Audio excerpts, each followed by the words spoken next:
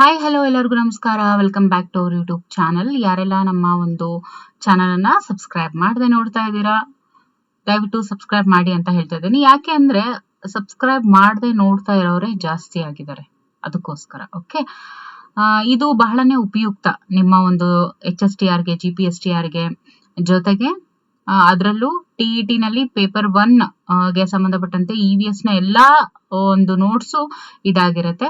Okay, ಇದರ ಒಂದು ಹಿಂದಿನ ವಿಡಿಯೋ ಯಾವುದು 4ನೇ ತರಗತಿಗೆ ಸಂಬಂಧಪಟ್ಟಂತೆ ನಾವೇನ್ ಮಾಡ್ತಾ ಇದೀವಿ, 14 ಪಾಠಗಳ ಅಂದ್ರೆ ಸಂಪೂರ್ಣವಾಗಿ ಏನ್ ಮುಗಿಸ್ತಾ ಇದೀವಿ MCQs. ಅದರಲ್ಲಿ ಇವಾಗ ಆಲ್ರೆಡಿ 5 ಚಾಪ್ಟರ್ಸ್ ಆಗಿತ್ತು ಅಲ್ವಾ, ಇವಾಗ 6th. ಸೊ ಇಲ್ಲಿ ಏನಾಗಿದೆ ಅಂದ್ರೆ ಕಾವೇರಿ ರಾಹುಲ್ ಅನ್ನೋರು ಮೆಸೇಜ್ ಮಾಡಿದ್ದಾರೆ, ಅಂದ್ರೆ ಕಮೆಂಟ್ ಮಾಡಿದ್ದಾರೆ. ಅವ್ರು ಏನಂತ ಕಮೆಂಟ್ ಮಾಡಿದ್ದಾರೆ, ಎಕ್ಸ್ಪ್ಲೇನ್ ಮಾಡಿ ಮೇಡಮ್ ಅಂತ ಹೇಳಿ ಕಮೆಂಟ್ ಮಾಡಿದ್ದಾರೆ. ಹೋಪ್ಸೋ ನಾನು ಇನ್ ಮುಂದೆ ಇವಾಗ ಸ್ವಲ್ಪ ಎಕ್ಸ್ಪ್ಲೇನ್ ಮಾಡ್ತಾ ಹೋಗ್ತೀನಿ. ಇದರಲ್ಲಿ ನೋಡಿ, ನೀವು ಎಕ್ಸ್ಪ್ಲೇನ್ ಮಾಡಬೇಕು ಅನ್ನುವಂಥದ್ದು ಏನೂ ಇಲ್ಲ. This are very simple questions ಅಲ್ವಾ. ಸಿಂಪಲ್ ಕ್ವೆಶನ್ಸ್ಗೆ ತುಂಬಾ ಸರಳ ರೀತಿಯಲ್ಲೇನೆ ಆನ್ಸರ್ಸ್ ಇರೋದು. ಹಾಗಾಗಿ okay fine, thank you for your comment ಅಂತ ಹೇಳ್ತಾ, ಮೊದಲನೇದಾಗಿ ಜೇನು ಸಂರಕ್ಷಣೆಯ ವಿಧಾನವನ್ನ ತಿಳಿಯುವರು ಮತ್ತು ಅದರ ಉಪಯೋಗವನ್ನ ಪಟ್ಟಿ ಮಾಡುವುದು. ಅಂದ್ರೆ ಇಟ್ ಇಸ್ ಅಂದ್ರೆ 6th ಚಾಪ್ಟರ್ ಏನಿದೆ, ಇದು ಹನಿ ಬೀಸ್ ಬಗ್ಗೆ ಆಗಿರುತ್ತೆ. ಓಕೆ, ಜೇನು ಸಂರಕ್ಷಣೆಯ ಬಗ್ಗೆ, ಅದರ ವಿಧಾನವನ್ನ, ಅಂದ್ರೆ ಯಾವ ರೀತಿ ಜೇನನ್ನ ಸಂರಕ್ಷಿಸ್ತಾರೆ, ಅದರಿಂದ ಏನೆಲ್ಲ ಉಪಯೋಗ, ಅದ್ರ ಬಗ್ಗೆ ಮಕ್ಕಳಿಗೆ ಅರಿವನ್ನ ಮೂಡಿಸೋದಕ್ಕೋಸ್ಕರ ಈ ಒಂದು ಪಾಠವನ್ನ ಇಟ್ಟಿರ್ತಾರೆ. ಅಂದ್ರೆ ಇದ್ರ ಕಲಿಕಾ ಫಲ ಏನಾಗಿರುತ್ತೆ ಅಂದ್ರೆ, ಆ ಸಂರಕ್ಷಣೆಯ ವಿಧಾನವನ್ನ ಮಕ್ಕಳು ಕಲಿತಾ ಹೋಗ್ತಾರೆ, ಹಾಗೆ ಅದರ ಒಂದು ಉಪಯೋಗದ ಪಟ್ಟಿಯನ್ನು ಕೂಡ ಮಾಡುವಂತ ಸಾಮರ್ಥ್ಯವನ್ನು ಅವ್ರು ಬೆಳೆಸ್ಕೋತಾರೆ. ಸೊ ಇದಕ್ಕೆ ಸಂಬಂಧಪಟ್ಟಂತೆ ಮೊದಲನೇ ಒಂದು ಪ್ರಶ್ನೆಯನ್ನ ನೋಡ್ತಾ ಹೋಗೋಣ. ದಟ್ ಇಸ್ ನೋಡಿ, ಇದು ಜೇನುನೊಣಗಳ ಆಹಾರ. ಜೇನುನೊಣಗಳ ಆಹಾರ ಯಾವುದು ಇದರಲ್ಲಿ? ನೋಡಿ, ಜೇನುನೊಣಗಳ ಆಹಾರ ಯಾವುದು ಅಂತ ಹೇಳಿದ್ರೆ, ದಟ್ ಇಸ್ ಯಾವುದು? ಮಕರಂದ, ಮೇಣ, ಹೂವಿನ ದಳ, ಪತ್ರಹರಿತು ಅಂತ ಇದೆ.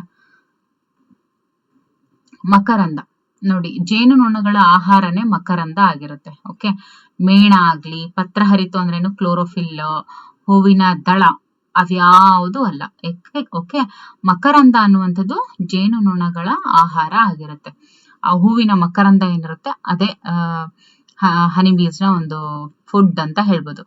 ಕೆಲಸಗಾರ, ಜೇನು ಮಾಡುವ ಕೆಲಸ, ಇವುಗಳಲ್ಲಿ ಯಾವುದೂ ಅಲ್ಲ. ಕೆಲಸಗಾರ ಅಂದ್ರೆ ಕೆಲಸಗಾರ ಜೇನು ಏನಿರುತ್ತಲ್ವಾ, ವರ್ಕರ್ ಬಿ ಅಂತ ಕರಿತೀವಿ. ಓಕೆ, ಏನಂತ? ವರ್ಕರ್ ಬಿ ಅಂತ ಹೇಳ್ತೀವಿ. ಓಕೆ, ಈ ವರ್ಕರ್ ಬಿ ಮಾಡುವಂತಹ ಕೆಲಸ ಇವುಗಳಲ್ಲಿ ಯಾವುದು ಅಲ್ಲ ಅಂತ ಕೇಳಿದರೆ, ಗೂಡು ಕಟ್ಟೋದು, ಆಹಾರ ಸಂಗ್ರಹಿಸಿಕೊಳ್ಳುವುದು, ಮೊಟ್ಟೆ ಇಡೋದು, ರಾಣಿಯನ್ನು ನೋಡಿಕೊಳ್ಳುವುದು ಅಂತ ಇದೆ. ಓಕೆ, ವರ್ಕರ್ ಬಿದು ಕೆಲಸ ಏನ್ ಗೊತ್ತಾ? ಗೂಡು ಕಟ್ಟೋದು ಅದ್ರ ಕೆಲಸ.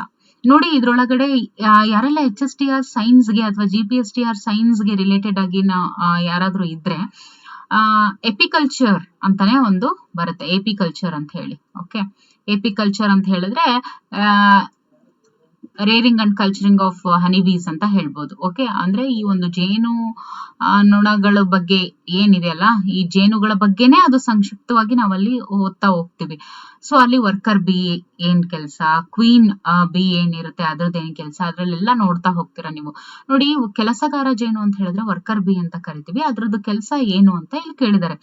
ನೋಡಿ, ವರ್ಕರ್ ಬಿದು ಕೆಲಸ ಏನು ಅಂದ್ರೆ, ಅದು ಗೂಡು ಕಟ್ಟೋ ಕೆಲಸ ಮಾಡುತ್ತೆ.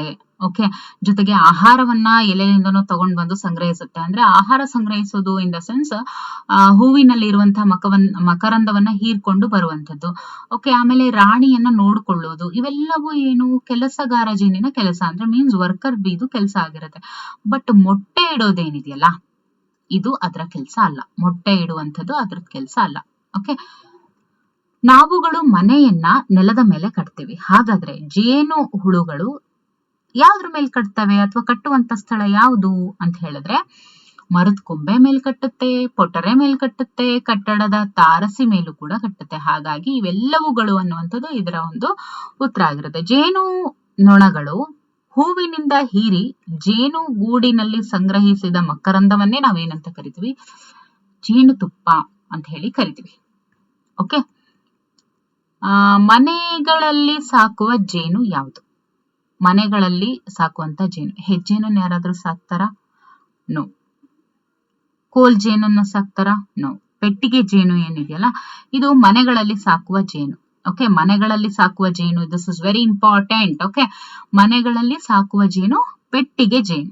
ಓಕೆ, ಪೆಟ್ಟಿಗೆ ಜೇನು ಏನಿದೆಯಲ್ಲ ಇದು ಮನೆಗಳಲ್ಲಿ ಸಾಕುವಂತ ಜೇನು ಆಗಿರುತ್ತೆ. ಓಕೆ, ಮನೆಗಳಲ್ಲಿ ಸಾಕುವಂತ ಜೇನು ಪೆಟ್ಟಿಗೆ ಜೇನು ಆಗಿರುತ್ತೆ. ಈ ಪ್ರಶ್ನೆಗಳಿಗೆ ಉತ್ತರಿಸಿ. ಮನೆಯಲ್ಲಿ ಜೇನುತುಪ್ಪವನ್ನ ಯಾವುದಕ್ಕೆಲ್ಲ ಉಪಯೋಗಿಸ್ತಾರೆ ಅಂತ ಹೇಳಿ ಅಂತ ಇದ್ದಾರೆ. ನೋಡಿ, ಇವಾಗಂತೂ ಸದ್ಯಕ್ಕೆ ಡಯಟ್ ಯಾರ್ಯಾರೆಲ್ಲ ಮಾಡ್ತಾರೆ ಅವರೆಲ್ಲರೂ ಕೂಡ ಬಿಸಿನೀರಿಗೆ ಒಂದಿಷ್ಟು ಜೇನುತುಪ್ಪ ಹಾಕೊಂಡು ಡೈಲಿ ರೋಟೀನಲ್ಲಿ ಮಾರ್ನಿಂಗ್ ರೋಟೀನಲ್ಲಿ ಅವ್ರು ಒಳಪಡಿಸ್ಕೋತಾರೆ. ಜೊತೆಗೆ ಪೂಜೆನಲ್ಲಿ ಪಂಚಾಮೃತ ಮಾಡ್ಲಿಕ್ಕೂ ಕೂಡ ಉಪಯೋಗಿಸ್ತಾರೆ. ರಸಾಯನ ಮಾಡೋದಕ್ಕೆ, ಹಣ್ಣುಗಳಿಗೆ ಸೇರ್ಸೋದಕ್ಕೆ, ತಿನ್ನೋದಕ್ಕೆ, ಕೆಲವೊಂದ್ಸತಿ ಶೀತ ನೆಗಡಿ ಆದಾಗೂ ಕೂಡ ಆಯುರ್ವೇದಿಕ್ ಮೆಡಿಸಿನ್ಸ್ ಅಲ್ಲಿ ಯೂಸ್ ಮಾಡ್ತಾರೆ. ಓಕೆ, ಔಷಧಿಯನ್ನ ತಯಾರಿಸೋದಕ್ಕೆ ಜೇನುತುಪ್ಪವನ್ನು ಉಪಯೋಗಿಸ್ತಾರೆ. ಓಕೆ, ಜೇನುಗೂಡಿನ ಉತ್ಪನ್ನಗಳಿಂದ ಯಾವ ಯಾವ ವಸ್ತುಗಳನ್ನ ತಯಾರಿಸಬಹುದು? ನೋಡಿ, ಜೇನ್ ಗೂಡು ಏನಿರುತ್ತಲ್ವಾ ಆ ಒಂದು ಉತ್ಪನ್ನದಿಂದ ಯಾವ ಯಾವ ವಸ್ತುಗಳನ್ನ ತಯಾರಿಸಬಹುದು ಅಂತ ಹೇಳಿದ್ರೆ, ಆ ಪ್ರಾಡಕ್ಟ್ ಇಂದ ನಾವು ಜೇನುತುಪ್ಪ ಮಾಡ್ಬೋದು, ಮೇಣದ ಬತ್ತಿ ಮಾಡ್ಬೋದು, ಬಣ್ಣ, ಮುಲಾಮು, ಪೌಡರ್, ಇಂಕ್ ಎಲ್ಲವನ್ನು ತಯಾರಿಸಬಹುದು ಈ ಒಂದು ಜೇನುಗೂಡಿನ ಉತ್ಪನ್ನಗಳಿಂದ. ಓಕೆ, ಅಂಡ್ ನೆಕ್ಸ್ಟ್, ಸಾಮಾನ್ಯವಾಗಿ ಯಾವ ಯಾವ ಸ್ಥಳಗಳಲ್ಲಿ ಜೇನುಗೂಡುಗಳು ಇರ್ತವೆ? ನೋಡಿ, ಯಾವ ಯಾವ ಸ್ಥಳಗಳಲ್ಲಿ ಜೇನುಗೂಡುಗಳು ಇರ್ತವೆ ಅಂತ ಅಂದ್ರೆ, ಜೇನು ಪೆಟ್ಟಿಗೆ ಮೇಲೆ, ಜೊತೆಗೆ ಮರದ ಕೊಂಬೆ ಮೇಲೆ, ಮರದ ಪೊಟರೆ, ಮಡಿಕೆ, ಕಟ್ಟಡಗಳ ತಾರಸಿ, ರೆಂಬೆ, ಕೊಂಬೆ ಇವುಗಳ ಮೇಲೆಲ್ಲ ಕಟ್ಟಿರುತ್ತೆ. ಓಕೆ, ಸಾಮಾನ್ಯವಾಗಿ. ಇನ್ನು 9ನೇದು, ಇವಾಗಂತೂ ಸದ್ಯ ಮನೆಗಳಲ್ಲಿ ತಂಪು ವಾತಾವರಣ ಎಲ್ಲಿರುತ್ತೋ ಅಲ್ಲೂ ಕೂಡ ಬಂದು ಕಟ್ಟುವಂಥದ್ದು. ಜೇನುಗೂಡಿಗೆ ನಾವೇನಾದ್ರೂ ತೊಂದರೆ ಕೊಟ್ರೆ ಅವೇನ್ ಮಾಡ್ತವೆ? ನಮ್ಮನ್ನ ಕಚ್ಬಹುದು. ಓಕೆ, ಹಾಗಾಗಿ ಆಮೇಲೆ ಗೂಡನ್ನ ತೊರೆದು ಕೂಡ ಹೋಗ್ಬೋದು, ಅಂದ್ರೆ ಗೂಡು ಬಿಟ್ಟು ಹೋಗ್ಬೋದು. ಹಂಗೇನಾದ್ರೂ ಅವು ಗೂಡು ಬಿಟ್ಟು ಹೋದ್ರೆ ಅದರಿಂದ ನಮಗೆ ಯಾವುದೇ ರೀತಿ ಜೇನು ಸಿಗೋದಿಲ್ಲ. ಆಮೇಲೆ ಅಥವಾ ಅನೇಕ ಹುಳಗಳು ಏನಾಗ್ತವೆ, ಸತ್ತೋಗ್ಬೋದು. ಓಕೆ, ಈ ರೀತಿಯಾಗಿ ತೊಂದರೆ ಕೊಟ್ಟಾಗ ಆಗುವಂತವುಗಳಿವೆಲ್ಲ. Okay, next chapter 7th chapter ಬಂದು ವಿವಿಧ ಕುಶಲಕರ್ಮಿಗಳು ತಯಾರಿಸುವ ಆಟಿಕೆ ಮತ್ತು ವಸ್ತುಗಳನ್ನ ಹೆಸರಿಸುವಂತದ್ದು. ಈ ಒಂದು ಸಾಮರ್ಥ್ಯ ಮಕ್ಕಳಲ್ಲಿ ಬೆಳೆಸಬೇಕು ಅನ್ನೋ ಕಾರಣಕ್ಕೆ ಈ ಒಂದು ಪಾಠವನ್ನ ಇಟ್ಟಿರ್ತಾರೆ. ಇದರ ಕಲಿಕಾ ಫಲ ಏನು ಅಂತ ನೋಡೋದಾದ್ರೆ, ಮಕ್ಕಳು ಈ ಕಲಿಕಾ ಫಲ ಅಂತ ಅಂದ್ರೆ ಇದನ್ನೆಲ್ಲವನ್ನು ಅವ್ರು ಮಾಡುವಂತ ಸಾಮರ್ಥ್ಯವನ್ನ ಎಷ್ಟು ಮಟ್ಟಿಗೆ ಗಳಿಸಿದ್ದಾರೆ ಅಂತ. ಓಕೆ, ನೋಡಿ, ಅಂದ್ರೆ ಆ ಒಂದು ಎಬಿಲಿಟೀಸ್ ಅವರಲ್ಲಿ ಬರಬೇಕು. ಓಕೆ, ಗುಂಪಿಗೆ ಸೇರದ ಪದ ಯಾವುದು? ರೈತ, ಶಿಕ್ಷಕ, ಕುಂಬಾರ, ಎತ್ತು ಅಂತ ಇದೆ. ಓಕೆ, ಯಾವ್ದಿರ್ಬೋದು? Which one is the right answer? ನೋಡಿ, ಗುಂಪಿಗೆ ಸೇರದ ಪದ ಯಾವುದು?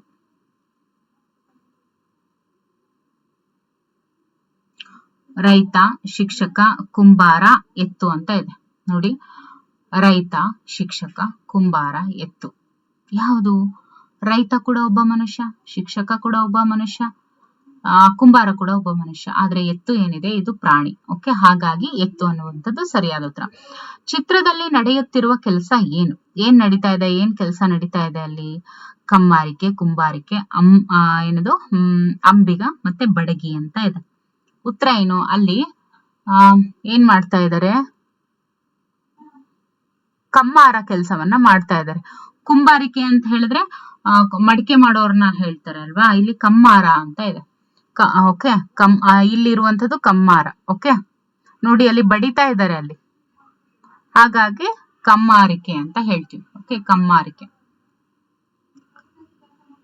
ಇಲ್ಲಿ ನಡೀತಾ ಇರುವಂತಹ ಕೆಲಸ ಕಮ್ಮಾರನಿಂದ ಕಮ್ಮಾರಿಕೆ ಕೆಲಸ ನಡೀತಾ ಇದೆ. ಓಕೆ, ಆಟಿಕೆ ತಯಾರಿಕೆಯಲ್ಲಿ ಹೆಸರುವಾಸಿಯಾದಂತಹ ನಗರ ಯಾವುದು? That is Channapatna. ಓಕೆ, ಕರ್ನಾಟಕವು ಗೊಂಬೆಯ ನಾಡು ಚನ್ನಪಟ್ಟಣ ಅಂತಾನೆ ಕರೀತಾರೆ, ಹೌದಲ್ವಾ? ಓಕೆ, ಕರ್ನಾಟಕದ ಕರಕುಶಲ ಕಲೆಗಳಲ್ಲಿ ಡ್ಯಾಶ್ ನ ಕೆತ್ತನೆ ಪ್ರಸಿದ್ಧವಾಗಿದೆ. ಆಲದ ಮರ, ಹುಣಸೆ ಮರ, ತೇಗದ ಮರ, ಗಂಧದ ಮರ ಅಂತ ಇದೆ. ನೋಡಿ, ಗಂಧದ ಮರದ ಕೆತ್ತನೆ ಏನಿದೆ ತುಂಬಾನೇ ಪ್ರಸಿದ್ಧಿ ಪಡೆದಿರುವಂತದ್ದು. ಓಕೆ, ಮೀನುಗಾರಿಕೆಗೆ ಪ್ರಸಿದ್ಧವಾದ ಪ್ರದೇಶ ಇದಾಗಿದೆ. ಯಾವುದು? ಅರಾವಳಿ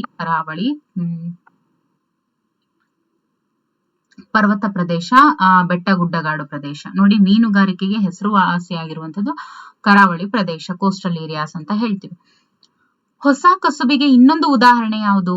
ಅಕ್ಕಸಾಲಿಗ, ಕುಂಬಾರ, ಬಡಗಿ, ಮೊಬೈಲ್ ದುರಸ್ತಿ. ನೋಡಿ, ಹೊಸ ಕಸುಬಿಗೆ ಇದೊಂದು ಉದಾಹರಣೆ ಆಗಿದೆ ಅಂತ ಹೇಳಿದ್ರೆ ಹೊಸ ಕಸುಬು ಅಂತ ಇಲ್ಲಿ ಹೇಳಿದ್ದಾರೆ, ಹೌದಲ್ವಾ?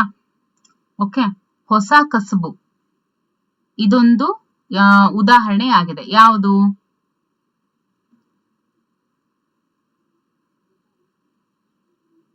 ದಟ್ ಈಸ್ ಮೊಬೈಲ್ ದುರಸ್ತಿ.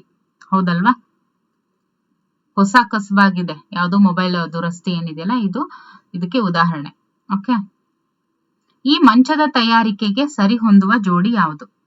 ಓಕೆ, ಈ ಮಂಚದ ತಯಾರಿಕೆಗೆ ಸರಿ ಹೊಂದುವಂತ ಜೋಡಿ ಯಾವುದು? ಮಣ್ಣು ಕುಂಬಾರ, ಕಟ್ಟಿಗೆ ಬಡಗಿ, ಉಕ್ಕು ಕಮ್ಮಾರ, ಹತ್ತಿ ದರ್ಜಿ.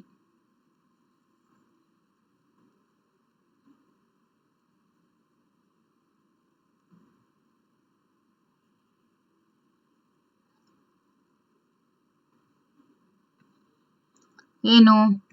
ದಟ್ ಇಸ್ ಕಟ್ಟಿಗೆ ಬಡಗಿ. ಓಕೆ, ಇದು ಸರಿಯಾದಂತ ಉತ್ತರ. ಇನ್ನು 8ನೇ ಪ್ರಶ್ನೆ, ದಟ್ ಇಸ್ ಸಾಮಾನ್ಯವಾಗಿ ಅಕ್ಕಸಾಲಿಗರು ಇದನ್ನ ತಯಾರಿಸ್ತಾರೆ. ಏನನ್ನ ತಯಾರಿಸ್ತಾರೆ? ಅಕ್ಕಸಾಲಿಗರು ಯಾವಾಗ್ಲೂ ಚಿನ್ನದ ಆಭರಣಗಳನ್ನ ತಯಾರಿಸ್ತಾರೆ. ಓಕೆ, ಈ ಪ್ರಶ್ನೆಗಳಿಗೆ ಉತ್ತರಿಸಿ. ನೋಡಿ, ನಿಮ್ಮ ಊರಿನಲ್ಲಿ ಜನರು ಮಾಡುವಂತಹ ವಿವಿಧ ಕಸಬುಗಳ ಬಗ್ಗೆ ಹೆಸರನ್ನ ಅಂದ್ರೆ ಅವುಗಳನ್ನ ಹೆಸರಿಸಿ ಅಂತ ಹೇಳಿದ್ರೆ, ಮಡಿಕೆ ಮಾಡ್ತಾರೆ, ಆಮೇಲೆ ಬುಟ್ಟಿ ಹೆಣಿತಾರೆ, ಶಿಕ್ಷಕರು, ಕುಂಬಾರರು, ಡಾಕ್ಟರ್ಸ್, ಇಂಜಿನಿಯರ್ಸ್, ಓಕೆ, ಬಟ್ಟೆ ಹೊಲಿಯುವಂಥವ್ರು, ಇವರೆಲ್ಲರನ್ನು ನಾವು ಕಾಣ್ತೀವಿ. ಓಕೆ, ಜೊತೆಗೆ ಈ ಒಂದು ಕೆಳಗಡೆ ನೀಡಿರುವಂತಹ ವಸ್ತುಗಳ ಚಿತ್ರ ಗಮನಿಸಿ ಕೋಷ್ಟಕವನ್ನ ಭರ್ತಿ ಮಾಡಿ ಅಂತ ಇದೆ. ಇಲ್ಲಿ ನೋಡಿ, ವಸ್ತುಗಳು ಏನಿದೆ ಅದು ಮಡಿಕೆ ಅಲ್ವಾ? ಮಡಿಕೆಯನ್ನ ಯಾವ್ದ್ರಿಂದ ತಯಾರಿಸಲಾಗಿದೆ? ಮಡಿಕೆಯನ್ನ ಮಣ್ಣಿನಿಂದ ತಯಾರಿಸಿದ್ದಾರೆ. ಓಕೆ, ಮಡಿಕೆಯನ್ನ ಮಣ್ಣಿನಿಂದ ತಯಾರಿಸಿದ್ದಾರೆ. ಯಾರು ತಯಾರಿಸ್ತಾರೆ? ಅವ್ರನ್ನ ನಾವು ಕುಂಬಾರ ಅಂತ ಕರಿತೀವಿ. ಮಣ್ಣಿನಿಂದ ಮಡಿಕೆಯನ್ನ ತಯಾರಿಸೋರ್ನ ಕುಂಬಾರ ಅಂತ ಕರಿತೀವಿ. ಇಲ್ಲಿ ಮರದ ಒಂದು ಆಟಿಕೆ ಇದೆ, ಅದನ್ನ ಯಾವ್ದ್ರಿಂದ ತಯಾರಿಸಿದ್ದಾರೆ? ಕಟ್ಟಿಗೆಯಿಂದ ತಯಾರಿಸಿದ್ದಾರೆ. ಓಕೆ, ಹಾಗಾದ್ರೆ ಈ ರೀತಿ ತಯಾರಿಸೋರ್ನ ಅಂದ್ರೆ ಕಟ್ಟಿಗೆಯಿಂದ ವಸ್ತುಗಳನ್ನ ತಯಾರಿಸೋರ್ನ ನಾವೇನಂತ ಕರಿತೀವಿ? ಬಡಗಿ ಅಂತ ಹೇಳಿ ಕರಿತೀವಿ. ಓಕೆ, ನೆಕ್ಸ್ಟ್ ಚಾಪ್ಟರ್ 8ನೇ ಒಂದು ಪಾಠ, ದಟ್ ಇಸ್ ಬಾಲಕಾರ್ಮಿಕರು ಎದುರಿಸುವಂತಹ ತೊಂದರೆಗಳನ್ನ ಗುರುತಿಸುವಂತದ್ದು ಈ ಒಂದು ಪಾಠದ ಉದ್ದೇಶ ಆಗಿರುತ್ತೆ. ಮೊದಲನೇದಾಗಿ ಪ್ರಶ್ನೆಯನ್ನ ನೋಡೋಣ. 14 ವರ್ಷದೊಳಗಿನ ವಯೋಮಾನದ ಮಕ್ಕಳನ್ನ ದುಡಿಮೆಯಲ್ಲಿ ತೊಡಗಿಸಿಕೊಳ್ಳುವುದಕ್ಕೆ ಹೀಗೆಂತಾರೆ. ಏನಂತ ಕರೀತಾರೆ? ಬಾಲಕಾರ್ಮಿಕರು ಅಂತ ಹೇಳಿ ಕರೀತಾರೆ. ದುಡಿಮೆಯಲ್ಲಿ ತೊಡಗಿರುವಂತಹ ಮಗು ಎದುರಿಸುವಂತಹ ಪ್ರಮುಖ ಸಮಸ್ಯೆ ಯಾವುದು? ಆರ್ಥಿಕ ಸಮಸ್ಯೆ, ಶಿಕ್ಷಣದಿಂದ ವಂಚಿತವಾದಂತಹ ಮಗು, ಅನಾರೋಗ್ಯದ ಸಮಸ್ಯೆ, ಇವೆಲ್ಲವೂ ಅಂತ ಇದೆ. ಓಕೆ, ಇದಕ್ಕೆ ಕಾರಣ ಇವೆಲ್ಲವೂ ಅನ್ನುವಂಥದ್ದು ಬರುತ್ತೆ. ಓಕೆ, ನೋಡಿ, ಅಂತ ಮಗು ಆರ್ಥಿಕ ಸಮಸ್ಯೆಯನ್ನ ಎದುರಿಸೋದ್ರಿಂದನೇ ಅದು ದುಡಿಮೆಗೆ ಹೋಗಿರುತ್ತೆ. ಜೊತೆಗೆ ದುಡಿಮೆನಲ್ಲಿನೇ ಜಾಸ್ತಿ ಕೆಲಸ ಅಂದ್ರೆ ಆ ವರ್ಕಲ್ಲೇ ಬ್ಯುಸಿ ಆಗಿರೋದ್ರಿಂದ ಮಗು ಶಿಕ್ಷಣದಿಂದ ವಂಚಿತ ಆಗುತ್ತೆ. ಜೊತೆಗೆ ಅನಾರೋಗ್ಯದ ಸಮಸ್ಯೆ ಕೂಡ ಬರಬಹುದು. ಓಕೆ, ಬಾಲಕಾರ್ಮಿಕರಿಗಾಗಿ ಸರ್ಕಾರದ ವಿಶೇಷ ಕಾರ್ಯಕ್ರಮ ಯಾವುದು? ನೋಡಿ, ಬಾಲಕಾರ್ಮಿಕರಿಗೋಸ್ಕರ ಸರ್ಕಾರದ ವಿಶೇಷ ಕಾರ್ಯಕ್ರಮ ಅಂತ ಅಂದ್ರೆ ಕಾರ್ಖಾನೆ ಸ್ಥಾಪನೆ, ಗುಡಿ ಕೈಗಾರಿಕೆಗಳ ಸ್ಥಾಪನೆ, ವಸತಿ ಶಾಲೆಗಳು ಮತ್ತು ಪುನರ್ವಸತಿ ಕೇಂದ್ರಗಳ ಸ್ಥಾಪನೆ, ದುಡಿಮೆಯಲ್ಲಿ ತೊಡಗಿಸುವುದು ಅಂತ ಇದೆ. ನೋಡಿ, ಉತ್ತರ ಅಂತ ಬಾಲಕಾರ್ಮಿಕರಿಗಂತಾನೆ ಸರ್ಕಾರ ಏನ್ ಮಾಡಿದೆ? ಬಹಳಷ್ಟು ಪ್ರೋಗ್ರಾಮ್ಸ್ ಅನ್ನ, ವಿಶೇಷ ಪ್ರೋಗ್ರಾಮ್ಸ್ ಅನ್ನ ಜಾರಿಗೆ ತಂದಿದೆ. ಅದರಲ್ಲಿ ಒಂದು ಯಾವುದು ಅಂತ ಅಂದ್ರೆ ವಸತಿ ಶಾಲೆಗಳನ್ನ ಅವ್ರಿಗೋಸ್ಕರ ನಿರ್ಮಾಣ ಮಾಡಿದೆ. ಜೊತೆಗೆ ಪುನರ್ವಸತಿ ಕೇಂದ್ರಗಳನ್ನು ಕೂಡ ಸ್ಥಾಪನೆ ಮಾಡಿದ್ದಾರೆ. ಬಾಲಕಾರ್ಮಿಕರು ಅಂದ್ರೆ ಏನು? ಬಾಲಕಾರ್ಮಿಕರು ಅಂತ ಹೇಳಿದ್ರೆ 14 ವರ್ಷದ ಒಳಗಿನ ವಯೋಮಾನದ ಮಕ್ಕಳನ್ನ ದುಡಿಸ್ಕೊಳ್ಳುವಂಥದ್ದು ಬಾಲಕಾರ್ಮಿಕರು ಅಂತ ಹೇಳಿ ಕರೀತಾರೆ. 14 ವರ್ಷದ ಒಳಗಿನ ವಯೋಮಾನದ ಮಕ್ಕಳು ಅಂದ್ರೆ 14 ವರ್ಷದ ಒಳಗಿನ ಮಕ್ಕಳನ್ನ ದುಡಿಮೆಯಲ್ಲಿ ತೊಡಗಿಸೋದು. ಆಮೇಲೆ ಶಿಕ್ಷಣದಿಂದ ವಂಚಿತರಾದಂತವ್ರು. ಓಕೆ, ಜೊತೆಗೆ ಆಟ ಮನರಂಜನೆಯಿಂದ ದೂರ ಉಳಿದವರು ಅಂತ ಹೇಳ್ತೀವಿ. ಇವೆಲ್ಲದ್ರಿಂದ ಇವೆಲ್ಲವೂ ಕೂಡ ಕಾರಣ ಆಗುತ್ತೆ ಬಾಲಕಾರ್ಮಿಕರು ಅಂತ ಹೇಳಿದ್ರೆ. ಓಕೆ, ಇಂಥವ್ರನ್ನೆಲ್ಲ ನಾವು ಬಾಲಕಾರ್ಮಿಕರು ಅಂತ ಹೇಳ್ತೀವಿ. ಅಂದ್ರೆ main reason is this one, ಯಾವುದು? 14 ವರ್ಷದ ಒಳಗಿನ ವಯೋಮಾನದ ಮಕ್ಕಳನ್ನ ದುಡಿಮೆಯಲ್ಲಿ ತೊಡಗಿಸಿಕೊಳ್ಳೋದು. ಅದರಿಂದ ಏನಾಗುತ್ತೆ? ಅವರು ಶಿಕ್ಷಣದಿಂದ ವಂಚಿತರಾಗ್ತಾರೆ, ಆಟದ ಮನರಂಜನೆಯಿಂದ ಕೂಡ ದೂರ ಉಳಿತಾರೆ. ಹಾಗಾಗಿ ಮೇಲಿನ ಎಲ್ಲವೂ ಅನ್ನುವಂಥದ್ದು ಉತ್ತರ ಆಗುತ್ತೆ. ಈ ಪ್ರಶ್ನೆಗಳಿಗೆ ಉತ್ತರಿಸಿ. ನೀವು ನೋಡಿರುವಂತಹ ದುಡಿಮೆಯಲ್ಲಿ ತೊಡಗಿರುವ ಮಗು ಎದುರಿಸುವ ಸಮಸ್ಯೆಗಳು ಯಾವ್ಯಾವು? ಯೋಚಿಸಿ ಬರೆಯಿರಿ ಅಂತ ಇದೆ. ಓಕೆ,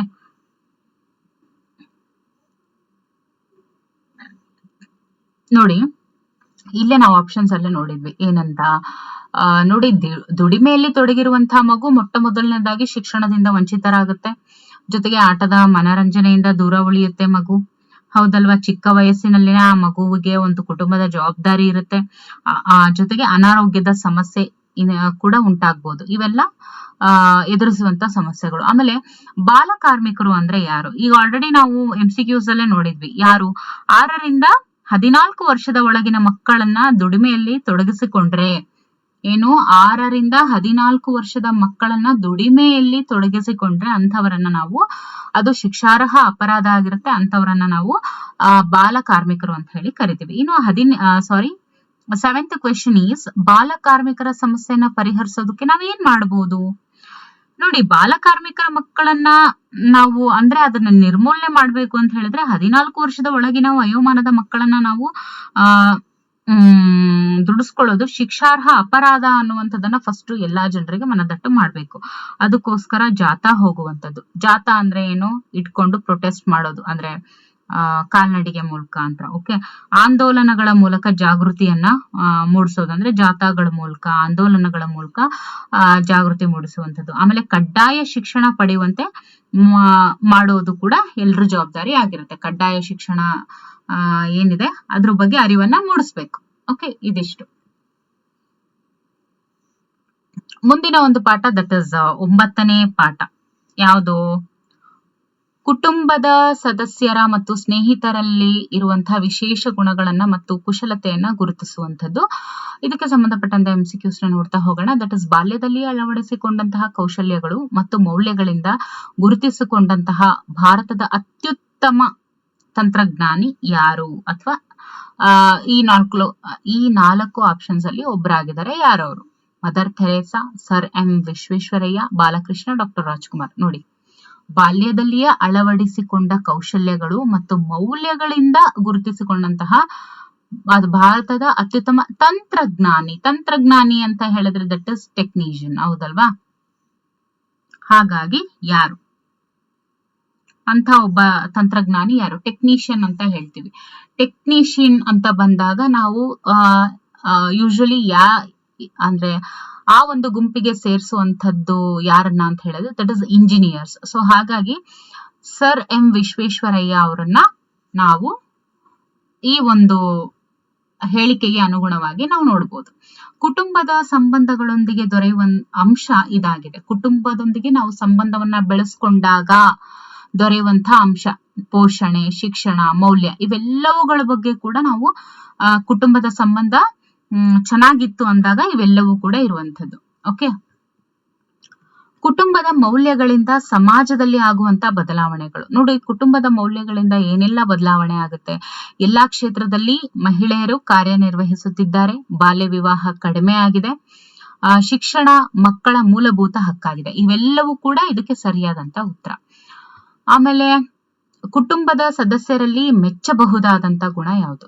ಭಯ, ಅಶಿಸ್ತು, ಪ್ರೀತಿ, ಮೋಸ. ಮೆಚ್ಚಬಹುದಾದಂತಹ ಗುಣ ಬಂದು ದಟ್ ಇಸ್ ಪ್ರೀತಿ. ನಮ್ಮ ಹಿರಿಯರಿಂದ ಕಲಿಯಬಹುದಾದಂತಹ ಗುಣ ಯಾವುದು? ಮೌಲ್ಯ, ಗೌರವ. ಎರಡೂ ಸರಿ, ಮೇಲಿನ ಯಾವುದೂ ಅಲ್ಲ ಅಂತ ಇದೆ. ಸೊ ಎರಡೂ ಕೂಡ ಹೌದು. ಹಿರಿಯರಿಂದ ನಾವು ಮೌಲ್ಯಗಳನ್ನ ಕಲಿಬೇಕು, ಜೊತೆಗೆ ಗೌರವವನ್ನು ಕೂಡ ಅವರೊಟ್ಟಿಗೆ ನಾವು ಗೌರವ ಕೊಡೋದನ್ನು ಕೂಡ ಕಲ್ತ್ಕೊಳ್ತಾ ಹೋಗ್ಬೇಕು. ಜೊತೆಗೆ ನೋಡಿ, ಪ್ರಶ್ನೆಗಳಿಗೆ ಉತ್ತರಿಸಿ ಅಂತ ಇದೆ. ನಿಮ್ಮ ಕುಟುಂಬದ ಸದಸ್ಯರ ಹೆಸರು ಬರೆದು ನೀನು ಅವರಲ್ಲಿ ಮೆಚ್ಚುವಂತ ಗುಣಗಳನ್ನ ಪಟ್ಟಿ ಮಾಡಿ ಅಂತ ಇದೆ. ಇದು ಮಕ್ಕಳ ಒಂದು ವೈಯಕ್ತಿಕ ಅಭಿಪ್ರಾಯ ಆಗಿರುತ್ತೆ. ಜೊತೆಗೆ ನಿಮ್ಮ ಸ್ನೇಹಿತರಲ್ಲಿ ಗಮನಿಸಿದಂತಹ ವಿಶೇಷ ಗುಣಗಳನ್ನ ಬರೆಯಿರಿ. ಕುಟುಂಬ ಸದಸ್ಯರಿಂದ ಕಲಿಯಬಹುದಾದಂತಹ ಅಂಶಗಳು ಯಾವ್ಯಾವು ಅಂತ ಇದೆ. ನೋಡಿ, ಕುಟುಂಬ ಸದಸ್ಯರಿಂದ ಕಲಿಯಬಹುದಾದಂತಹ ಅಂಶಗಳು ಅಂತ ಹೇಳಿದ್ರೆ ಪ್ರೀತಿ, ಆರೈಕೆ, ಪೋಷಣೆ, ಸ್ನೇಹ, ಶಿಕ್ಷಣ, ಮೌಲ್ಯ, ಇವೆಲ್ಲವನ್ನು ನಾವು ಕಲಿಯಬಹುದಾದಂತಹ ಅಂಶಗಳು. ಮುಂದಿನ ಒಂದು ಟಾಪಿಕ್ ಚಾಪ್ಟರ್ ಬಂದು ದಟ್ ಇಸ್ 10ನೇ ಒಂದು ಚಾಪ್ಟರ್ ಆಗಿರುತ್ತೆ. ದಟ್ ಇಸ್ ಸಂಚಾರ ನಿಯಮದ ಬಗ್ಗೆ ಇದು ಇರುತ್ತೆ. ಸಂಚಾರ ನಿಯಮವನ್ನ ತಿಳಿದು ಅದನ್ನು ಅನುಸರಿಸುವಂತಹ ಪ್ರಾಮುಖ್ಯತೆಯನ್ನ ಮನಗಾಣುವರು ಯಾರು? ಮಕ್ಕಳು. ಈ ಒಂದು ಪಾಠದ ಒಂದು ಕಲಿಕಾ ಫಲ ಇದಾಗಿರುತ್ತೆ. ಅಂದ್ರೆ ಈ ಒಂದು ಪಾಠದಿಂದ ಮಕ್ಕಳು ಏನನ್ನ ಕಲಿತಾರೆ ಅಂತ ಅಂದ್ರೆ ಸಂಚಾರ ನಿಯಮವನ್ನ ತಿಳ್ಕೊತಾರೆ, ಹಾಗೆ ಅದನ್ನ ಅನುಸರಿಸೋದು ಎಷ್ಟು ಮುಖ್ಯ ಅನ್ನೋದನ್ನು ಕೂಡ ಅವರು ಅರ್ಥ ಮಾಡ್ಕೋತಾರೆ. ಓಕೆ, ಫಸ್ಟ್ ಇಲ್ಲಿ ನೀಡಿರುವ ರಸ್ತೆ ಬದಿಯ ಸಂಕೇತವು ಸೂಚಿಸುವಂತಹ ಸೂಚನೆ ಇದಾಗಿದೆ. ನೋಡಿ, ಇದು ಏನನ್ನ ಹೇಳುತ್ತೆ ಅಂತ ಕೇಳಿದ್ದಾರೆ. ಇಲ್ಲಿ ಏನಿದೆ, ಅದು ಯಾವ ತರ ಇದೆ ನೋಡಿ, ಹಿಂಗ್ ಬಂದು ಹಿಂಗಿದೆ. ಹೌದಲ್ವಾ? ಸೊ ಅದು ಹೊರಡಲು ಸಿದ್ಧರಾಗಿ ಅಂತನ, ಮುಂದೆ ರಸ್ತೆ ಉಬ್ಬುಗಳಿವೆ ಅಂತನ, ನಿಲ್ಲಿ ಅಂತನ, ಅಥವಾ ಮುಂದೆ ಆಸ್ಪತ್ರೆ ಇದೆ ಅಂತನ. ನೋಡಿ ಅದರ ಅರ್ಥ ಮುಂದೆ ರಸ್ತೆ ಹುಬ್ಬುಗಳಿವೆ ಅಂತ ಅದರ ಅರ್ಥ. ಓಕೆ, ಮುಂದಿನ ಪ್ರಶ್ನೆ, ಹೊರಡಲು ಸಿದ್ಧರಾಗಿ ಎಂದು ಸೂಚಿಸುವ ಬಣ್ಣ ಇದಾಗಿದೆ. ಯಾವುದು? ಹಳದಿ. ಹಳದಿ ಬಣ್ಣ ಏನಿದೆ ಹೊರಡಲು ಸಿದ್ಧರಾಗಿ ಅಂತ ಹೇಳುತ್ತೆ. ಓಕೆ, ಸಂಚಾರಿ ನಿಯಮಗಳನ್ನ ಪಾಲಿಸಬೇಕು. ಯಾಕೆ ಪಾಲಿಸಬೇಕು? ಅಪಘಾತಗಳನ್ನ ತಪ್ಪಿಸೋ ಸಲುವಾಗಿ, ಅಪಘಾತಗಳನ್ನ ಹೆಚ್ಚಿಸೋ ಸಲುವಾಗಿ, ರಸ್ತೆಯಲ್ಲಿ ನಡೆಯುವ ಸಲುವಾಗಿ, ರಸ್ತೆ ಸರಿಪಡಿಸುವ ಸಲುವಾಗಿ. ನೋಡಿ, ಅಪಘಾತಗಳನ್ನ ತಪ್ಪಿಸುವ ಸಲುವಾಗಿ ನಾವು ಸಂಚಾರ ನಿಯಮಗಳನ್ನ ಅಥವಾ ಸಂಚಾರಿ ನಿಯಮಗಳನ್ನ ಪಾಲಿಸಬೇಕು. ರಸ್ತೆ ಸುರಕ್ಷತಾ ಸಪ್ತಾಹ ಇದನ್ನ ಈ ತಿಂಗಳಲ್ಲಿ ಆಚರಿಸ್ತಾರೆ. ನೋಡಿ, ವೆರಿ ಇಂಪಾರ್ಟೆಂಟ್. ಯಾರೆಲ್ಲ ಈ ಒಂದು ವಿಡಿಯೋಸ್ ಅನ್ನ ನೋಡ್ತಾ ಇದ್ದೀರಾ, ಆದಷ್ಟು ಗೊತ್ತಿರೋರ್ಗೆ ಹೇಳಿ. ಓಕೆ, ಯಾಕೆ ಅಂತಂದ್ರೆ ನೋಡಿ, ಇಂಥದ್ರಿಂದನೇ ಬಹಳಷ್ಟು ಯಾರಾದ್ರೂ ಪ್ರೀವಿಯಸ್ ಇಯರ್ ಕ್ವೆಶ್ಚನ್ ಪೇಪರ್ ನ ತೆಗೆದು ನೋಡಿದ್ರೆ 4th ಸ್ಟ್ಯಾಂಡರ್ಡ್ ಅಲ್ವಾ, 3rd ಸ್ಟ್ಯಾಂಡರ್ಡ್ ಅಲ್ವಾ ಅಂತ ಬಿಡ್ತಾರೆ. ಇದರಿಂದಾನೇ ಎಷ್ಟೋ ಪ್ರಶ್ನೆಗಳು ಬಂದಿದೆ. ಅದಕ್ಕೋಸ್ಕರ ಈ ಟಾಪಿಕ್ ನಾನು direct previous year question papers ಅನ್ನ ತಗೊಳ್ತಾ ಇಲ್ಲ. ಹಾಗಾಗಿ ಆ ಒಂದು ತರಗತಿಯ ಸಂಪೂರ್ಣ MCQs ಅನ್ನ ಸಾಲ್ವ್ ಮಾಡ್ತಾ ಇರೋದು. ಓಕೆ, ರಸ್ತೆ ಸುರಕ್ಷತಾ ಸಪ್ತಾಹ ಇದನ್ನ ಯಾವ ತಿಂಗಳಲ್ಲಿ ಆಚರಿಸ್ತಾರೆ ಅಂತ ಇದೆ. ಯಾವ ತಿಂಗಳಲ್ಲಿ ಆಚರಿಸ್ತಾರೆ ಹೇಳಿ ನೋಡೋಣ. ಯಾವ ತಿಂಗಳಲ್ಲಿ ಆಚರಿಸ್ತಾರೆ? ರಸ್ತೆ ಸುರಕ್ಷತಾ ಸಪ್ತಾಹವನ್ನ ಜನವರಿ ತಿಂಗಳಲ್ಲಿ ಆಚರಿಸ್ತಾರೆ. ಯಾವ ತಿಂಗಳು? ಜನವರಿ ತಿಂಗಳು. ಯಾವ ತಿಂಗಳು? ಜನವರಿ ತಿಂಗಳು. ಯಾವುದು? ರಸ್ತೆ ಸುರಕ್ಷತಾ ಸಪ್ತಾಹ. ಓಕೆ, ರಸ್ತೆ ಸುರಕ್ಷತಾ ಸಪ್ತಾಹವನ್ನ ಜನವರಿ ತಿಂಗಳಲ್ಲಿ ಆಚರಿಸ್ತಾರೆ. ಓಕೆ, 5ನೇ ಪ್ರಶ್ನೆ, ಪಾದಚಾರಿಗಳು ಅನುಸರಿಸಬೇಕಾದ ಸಂಚಾರಿ ನಿಯಮಗಳಲ್ಲಿ ಸರಿಯಾದ ನಿಯಮ ಯಾವುದು?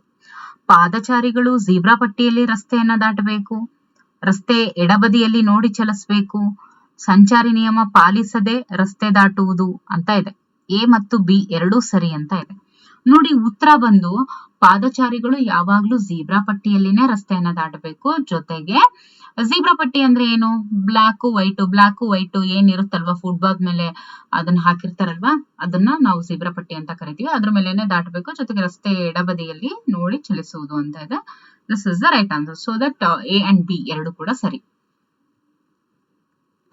ಸಂಕೇತ ದೀಪಗಳಿಂದ ನಮಗಾಗುವಂತ ಅನುಕೂಲ ಏನು? ಸಂಕೇತ ದೀಪಗಳು ಅಂದ್ರೆ ಸಿಗ್ನಲ್ ಲೈಟ್ಸ್ ಏನ್ ಬರುತ್ತಲ್ವಾ, ಅದೇ ಸಿಗ್ನಲ್. ಸೊ ದಟ್ ಅಪಘಾತವನ್ನ ತಡೆಯೋದಕ್ಕೆ, ರಸ್ತೆ ಸುಂದರವಾಗಿ ಕಾಣಲು, ಸುರಕ್ಷಿತ ಸಂಚಾರಕ್ಕಾಗಿ ಅಂತ ಇದೆ. ಈ ಅಪಘಾತವನ್ನ ತಡೆಯೋದು ಕೂಡ ಹೌದು, ಸುರಕ್ಷಿತ ಸಂಚಾರ ಕೂಡ ಹೌದು. ಹಾಗಾಗಿ ಎ ಮತ್ತು ಸಿ ಎರಡು ಕೂಡ ಸರಿ. 7ನೇ ಪ್ರಶ್ನೆ, ಸಂಕೇತ ದೀಪದಲ್ಲಿರುವ ಬಣ್ಣಗಳಲ್ಲಿ ಗುಂಪಿಗೆ ಸೇರದ ಬಣ್ಣ ಯಾವುದು? ಕೆಂಪು, ಬಿಳಿ, ಹಸಿರು, ಹಳದಿ. ಸೊ ಬಿಳಿಯ ಬಣ್ಣ ಸೇರೋಲ್ಲ. ಯಾಕಂದ್ರೆ ಸಂಚಾರಿ ಸಂಕೇತ ದೀಪದಲ್ಲಿ ನಾವು ಕಾಣುವಂಥದ್ದು ಬರೀ ಗ್ರೀನ್ ಸಿಗ್ನಲ್ ಜೊತೆಗೆ ರೆಡ್ ಸಿಗ್ನಲ್ ಮತ್ತೆ ಯೆಲ್ಲೋ ಸಿಗ್ನಲ್. ಪಾದಚಾರಿಗಳು ರಸ್ತೆಯನ್ನ ದಾಟುವುದು ಸರದಿ ಸಾಲಿನಲ್ಲಿ ಜೀಬ್ರಾ ಪಟ್ಟಿಯಲ್ಲಿ ಕೆಂಪು ದೀಪ ಕಂಡಾಗ ಮೇಲಿನ ಎಲ್ಲವೂ ಅಂತ ಇದೆ. ನೋಡಿ, ಪಾದಚಾರಿಗಳು ಯಾವಾಗ್ಲೂ ರಸ್ತೆಯನ್ನ ದಾಟುವುದು ಜೀಬ್ರಾ ಪಟ್ಟಿಯಲ್ಲಿ. ಓಕೆ, ಸಂಚಾರಿ ನಿಯಮಗಳನ್ನ ಬರೆಯಿರಿ ಅಂತ ಇದೆ. ನೋಡಿ, ಸಂಚಾರಿ ನಿಯಮ ಅಂತ ಅಂದಾಗ ರಸ್ತೆ ದಾಟುವಾಗ ಜೀಬ್ರಾ ಪಟ್ಟಿಯಲ್ಲಿ ದಾಟಬೇಕು, ಸಂಚಾರಿ ನಿಯಮಗಳನ್ನ ಪಾಲಿಸಬೇಕು. ಜೊತೆಗೆ ರಸ್ತೆ ದಾಟುವಾಗ ಎರಡೂ ಬದಿಯನ್ನ ನೋಡ್ಕೊಂಡು ವಾಹನ ಬರ್ದೇ ಇರೋದನ್ನ ಖಚಿತಪಡಿಸ್ಕೊಂಡು ನಾವು ದಾಟಬೇಕು. ಓಕೆ, ನಿಮಗೆ ತಿಳಿದಿರುವ ಯಾವುದಾದರೂ ಒಂದು ಸಂಕೇತ ದೀಪದ ಅನುಕೂಲವನ್ನ ಬರೆಯಿರಿ ಅಂತ ಇದೆ. ಓಕೆ, ನೋಡಿ, ರೆಡ್ ಕಲರ್ ಬಂದ್ರೆ ಏನಂತ? ಸ್ಟಾಪ್ ಮಾಡಿ, ನಿಲ್ಸಿ ಅಂತ. ಯೆಲ್ಲೋ ಕಲರ್ ಬಂದ್ರೆ ಹೊರಡೋದಕ್ಕೆ ಸಿದ್ಧರಾಗಿ ಅಂತ. ಇನ್ನು ಗ್ರೀನ್ ಕಲರ್ ಬಂದ್ರೆ ದಟ್ ಇಸ್ ಹೋಗಿ ಅಂತ. ಓಕೆ, ಮನೆಯಲ್ಲಿ ಮತ್ತು ಶಾಲೆಯಲ್ಲಿ ಸಂಭವಿಸಬಹುದಾದಂತ ಕೆಲವು ಅಪಘಾತಗಳಿಗೆ ಕಾರಣವಾಗುವ ವಸ್ತುಗಳನ್ನ ಪಟ್ಟಿ ಮಾಡಿ ಅಂತ ಇದೆ. ಮನೆಯಲ್ಲಿ ಮತ್ತು ಶಾಲೆಯಲ್ಲಿ ಅಪಘಾತಕ್ಕೆ ಕಾರಣವಾಗಬಹುದಾದಂತ ವಸ್ತುಗಳು ಅಂತ ಬಂದಾಗ ಮನೆಯಲ್ಲಿ ಅಂತ ಕೇಳಿದ್ದಾರೆ. ಓಕೆ, ಮನೆಯಲ್ಲಿ ಮತ್ತೆ ಶಾಲೆಯಲ್ಲಿ ವಿದ್ಯುತ್ ಉಪಕರಣಗಳು, ಗ್ಯಾಸ್ ಒಲೆ, ಚಾಕು, ಬ್ಲೇಡು, ಆಮೇಲೆ ಇಳ್ಗಮಣಿ, ಇವೆಲ್ಲವೂ ಕೂಡ ಕಾರಣವಾಗುವಂತ ವಸ್ತುಗಳು. ಓಕೆ, ಆಮೇಲೆ ಡೋರು ಏನಾದ್ರು ದಪ್ಪ ಅಂತ ಹಾಕೊಂಡು ಯಾರಾದ್ರೂ ಸಿಗಿಸ್ಕೊಂಡ್ರೆ. ಓಕೆ, ಇದಿಷ್ಟು. ಓಕೆ, ಇನ್ನು ನಾವು ಇದಿಷ್ಟು 10 ಪಾಠಗಳದಾಗಿತ್ತು. ಇನ್ನು ಮುಂದಿನ ಒಂದು ಕ್ಲಾಸ್ ಅಲ್ಲಿ ಇದಕ್ಕೆ ಸಂಬಂಧಪಟ್ಟಂತೆ 3rd ಪಾರ್ಟ್ ಅಲ್ಲಿ ನಾವು ಇರುವಂತ ರಿಮೈನಿಂಗ್ 4 ಚಾಪ್ಟರ್ಸ್ ಅನ್ನ ಕಂಪ್ಲೀಟ್ ಮಾಡೋಣ. Okay, thank you for watching.